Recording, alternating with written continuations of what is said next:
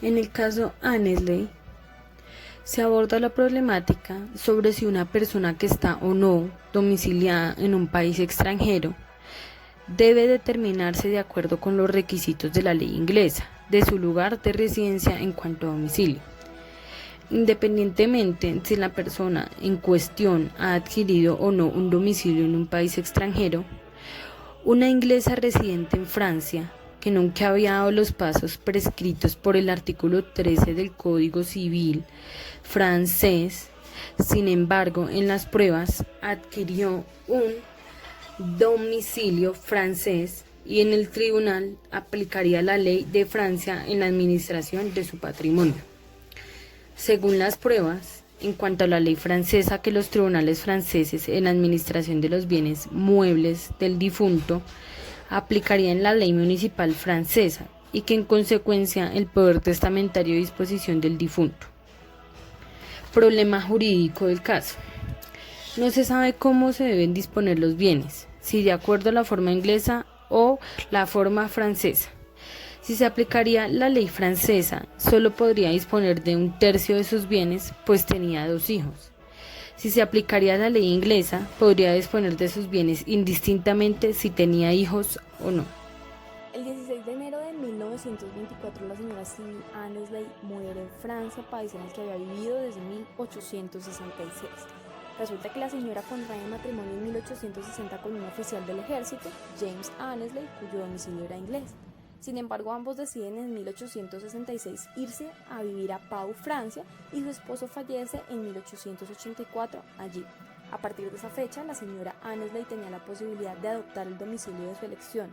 Por ello, en 1897, compró una pequeña granja y allí reside hasta su muerte en 1924. Según el testimonio de su hija, su madre frecuentemente expresó su disgusto por Inglaterra y el pueblo inglés, y declaró que deseaba residir en Francia hasta que muriera. La señora Annesley nunca cumplió con los pasos prescritos en el artículo 13 del Código Civil francés con el fin de obtener un domicilio francés formal mediante un formulario para obtener licencia. Tal licencia debía renovarse cada 5 años si la parte no se naturalizaba. La aplicación para acceder a tal licencia fue encontrada entre sus documentos, pero sin ser completamente diligenciada. Ella era propietaria de bienes inmuebles solo en Francia. En cuanto a bienes muebles, poseía tanto en Inglaterra como en Francia. La mayor parte de su dinero era dinero fiduciario que le fue acreditado en Inglaterra, donde tenía 2 cuentas bancarias. En ellas solía sacar cheques y pagarlos en su cuenta bancaria en Pau. El 20 de noviembre de 1919 ejecutó un testamento en el idioma francés en el cual declaró que sus 2 hijas tenían una parte de más de 2/3 de su propiedad asegurada por su acuerdo matrimonial, el acuerdo matrimonial de la señora Davidson y su testamento en inglés. Se deshizo de la propiedad que poseía en Francia, también de un legado pecuniario a favor de un amigo y otros bienes inmuebles que dio a 2 sirvientes. También dio legados específicos de inversiones francesas a otros 3 sirvientes. El resto de sus bienes muebles se los dio al reverendo Rentreuil, junto con una solicitud para pagar los aranceles de las donaciones anteriores y hacer donaciones a ciertas organizaciones benéficas locales. No se hace referencia al contenido del testamento en inglés, puede ser una referencia al testamento mencionado con posterioridad, ya que según su correspondencia le había ordenado al señor Meller, su abogado en Inglaterra, que redactara su testamento. Seguido a esto, el 13 de diciembre de 1919 ejecutó en Francia un testamento en inglés donde revoca todas las disposiciones testamentarias anteriores y pretende deshacerse de todos sus bienes inmuebles y personales. Los 5 sirvientes nombrados en francés se beneficiarán de la voluntad inglesa y los legados pecuniarios se darán a ciertos amigos. Los bienes inmuebles y el patrimonio personal residual se le otorga a fideicomiso para la venta. Esto se debe reservar e invertir como un legado de confianza. Por último, se le da a la hija, la señora Annesley, la cláusula 8 que dice lo siguiente. Declara que aunque ha vivido en Francia durante muchos años y es dueña de la casa y los terrenos que ahora ocupa, no ha sido de su intención abandonar el domicilio origen que es Inglaterra. No lo ha hecho y aún así hizo la solicitud de conformidad con el artículo 13 del Código Civil francés y de otro modo para un decreto y fijar domicilio en Francia. Para el 4 de julio de 1921, la señora Annesley ejecutó en Francia un codicilo en forma inglesa, mediante el cual confirmó su testamento en todos los aspectos modificados. En particular, confirmó el testamento como si dicha cláusula estuviera establecida. Se admitió que si el domicilio era francés, a los efectos de la ley francesa, la testatriz solo podía disponer de 1/3 de sus bienes personales, porque dejó 2 hijos sobrevivientes. La testatriz realizada por ella pretendía disponer de la totalidad de sus bienes personales. En cuanto a las consideraciones de la Corte, la primera pregunta que ésta se plantea es si el domicilio de la testatriz era inglés o francés, por el hecho de que la señora Annesley no tomó las medidas para obtener su domicilio francés formal de acuerdo a la ley francesa. El primer punto a considerar es entonces que se haya hecho la declaración, y este debe ser un elemento que debe tenerse en cuenta para llegar a la conclusión. Es así donde en este caso el domicilio fluye de una combinación de hecho y de intención.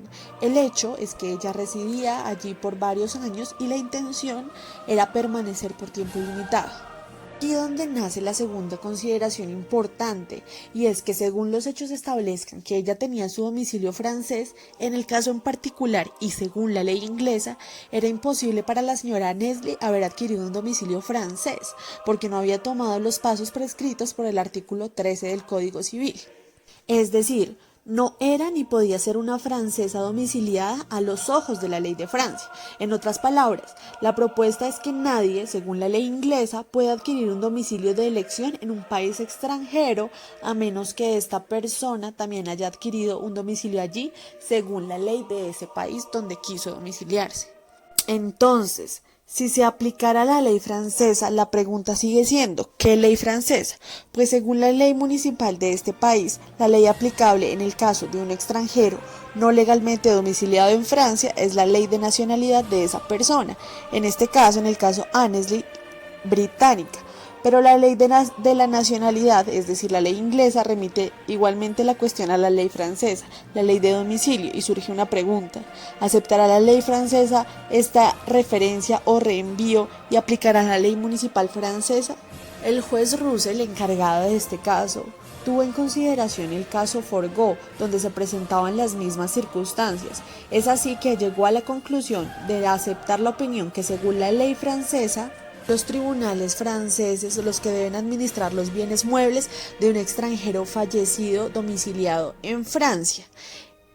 Entonces, de acuerdo con la ley de este país en el que está domiciliado, se aplicará la ley municipal francesa, aunque el fallecido no haya cumplido con el artículo 13 del Código. El resultado es que, en lo que respecta al patrimonio personal inglés y sus bienes muebles franceses, la testatriz en este caso, es decir, la señora Annesley, solo puede disponer de 1/3 de los mismos por su voluntad. En el caso Annesley se aplica la teoría del reenvío, y como ya lo hemos visto en clases anteriores, la teoría del reenvío es un mecanismo de solución de conflictos negativos de jurisdicción cuando recaen en una relación de derecho privado con elementos extranjeros. Entonces es allí cuando surgen 2 o más legislaciones de distintos ordenamientos jurídicos nacionales y ninguna de ellas se atribuye competencia a sí misma para resolver el asunto, sino que cada una de estas legislaciones le da competencia a una legislación extranjera. En el caso en concreto, la norma de conflicto inglesa remite a la legislación de otro país. Es preciso examinar si ese país admite o rechaza el envío.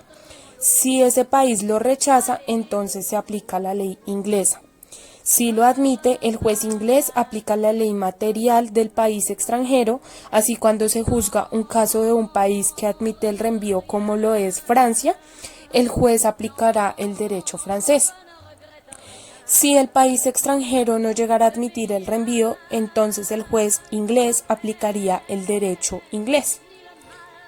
Para la decisión del caso Annesley en concreto, a pesar de que falta de un domicilio francés formal, Annesley es domiciliario francés por la ley británica. En estas circunstancias, por el acuerdo de residencia real en una jurisdicción extranjera, acompañado con la intención de permanecer allí, la ley francesa remite el asunto a la ley inglesa, que a su vez remitirá el asunto a la ley francesa. Es por este motivo que la ley francesa dicta que los tribunales franceses aplicarán la ley nacional. De esta forma, la ley francesa rige la sucesión y Annesley solo puede disponer un tercio de su patrimonio. Y así, de esta forma, se aplica la teoría del reenvío en el caso Annesley.